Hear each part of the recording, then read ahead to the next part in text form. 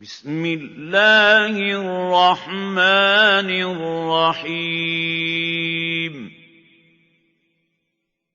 سبح اسم ربك الأعلى الذي خلق فسوى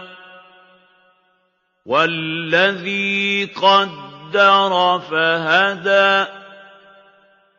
والذي أخرج المرعى فجعله غثاء أحوى سنقرئك فلا تنسى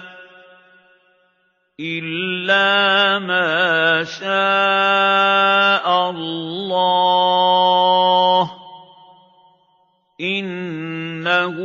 يعلم الجهر وما يخفى ونيسرك لليسرى فذكر إن نفعت الذكرى سيذكر من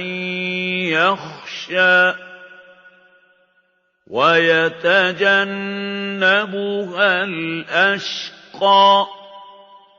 الذي يصلى النار الكبرى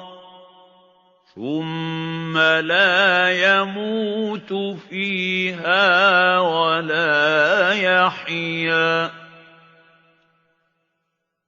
قد أفلح من تزكى وذكر اسم ربه فصلى بل تؤثرون الحياة الدنيا والآخرة خير وأبقى إن هذا لفي الصحف الأولى